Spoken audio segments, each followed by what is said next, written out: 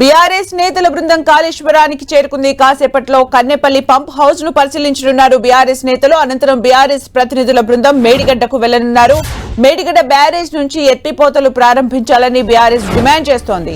ప్రభుత్వం నుంచి ఆదేశాలు రాకపోవడంతో కన్నెపల్లి పంప్ హౌస్ దగ్గర 10 లక్షల క్యూసెక్ల నీళ్లు కిందకు వృధాగా పోతుందని ఇంజనీర్లు చెబుతున్నారని కేటీఆర్ అన్నారు. పంపింగ్ చేసే అవకాశం ఉన్నా కూడా ప్రభుత్వం చేయడం లేదని, కేసీఆర్ ను బద్నాం చేసేందుకు 8 నెలలుగా ప్రయత్నం జరుగుతుందని మండిపడ్డారు. రాజకీయ కక్షలు పెట్టుకుని రైతుల్ని ఆగం చేయొద్దని కేటీఆర్ సూచించారు. సీఎం రేవంత్ రెడ్డితో సహా కాంగ్రెస్ మంత్రులు, ఎమ్మెల్యేలు కాళేశ్వరంపై అసత్య ప్రచారాలు చేస్తున్నారని గులాబీ నేతలు మండిపడుతున్నారు.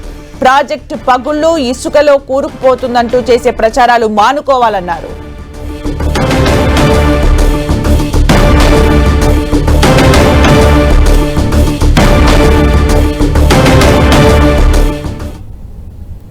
మేము ఇంజనీర్లను ఇప్పటిదాకా అడిగినాం. నిన్న ఎల్ఎండిలో కూడా ఇంజనీర్లను అడిగినాం. పైనుంచి నీళ్ళు వస్తున్నాయా, అవకాశం ఉందా అని అడిగినాం. మున్సిపల్ శాఖ అధికారులను అడిగినాం. ఎన్ని రోజులకు ఒకసారి మంచినీళ్ళు దాయిపిస్తున్నారు. కరీంనగర్ పట్టణంలో కానీ అక్కడ చుట్టుపక్కల ఉన్న పట్టణాల్లో కానీ మంచినీళ్ళ పరిస్థితి ఏంటంటే 3 రోజులకు ఒకసారి అన్నారు. రైతులను అడిగినాం, మరి నీళ్ళ సంగతి ఏంది, ఏమనుకుంటున్నారంటే ఏమో సార్ వర్షాలు చక్కగా లేవు, మరి కరువు పరిస్థితులు నెలకొనే ప్రమాదం ఉందంటున్నారు. మరి వీళ్ళేమో పంపులు ఆన్ చేస్తలేరు, నీళ్లు కనబడతలేవు రిజర్వాయర్లల్లో. కేసీఆర్ గారు ఉన్న నాళ్ళు ఎల్ఎండి కావచ్చు, ఎంఎండి కావచ్చు, ప్రతి రిజర్వాయర్ నిండు కుండలాగా కలకల్లాడుతుండేది. ఇలా ఇట్లా దౌర్భాగ్య పరిస్థితున్నదని చెప్పి రైతులు బాధపడతా ఉన్నారు. ఇక్కడ ముఖ్యమైన 2 పాయింట్లు.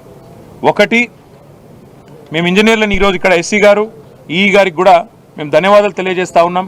కాళేశ్వరం ప్రాజెక్టులో పనిచేసిన ప్రతి ఇంజనీర్కు మేము శిరస్సు వంచి వారికి ధన్యవాదాలు కూడా తెలియజేస్తూ ఉన్నాం. ఎందుకంటే కేసీఆర్ గారి నాయకత్వంలో మీరు అఖండమైన కృషి చేసి ప్రపంచానికే ఒక అద్భుతమైన ప్రాజెక్టును మీరు అందజేసినారు.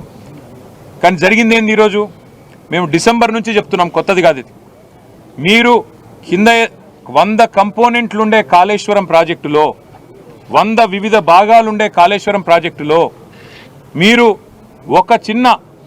ఒక చిన్న సంఘటనను పట్టుకొని మేడిగడ్డలో జరిగితే దాన్ని భూతద్దంలో చూపెట్టి మొత్తం ప్రాజెక్టును బదనాం చేసి రాజకీయంగా మీరు ప్రయోజనం పొందే ప్రయత్నం ఏదైతే చేస్తున్నారో, ఎన్నికలు అయిపోయినాయి, ఇక మీరు దాని గురించి ఆరాట పడకండి, మీరు అనవసరంగా రాజకీయ రచ్చ చేయకండి.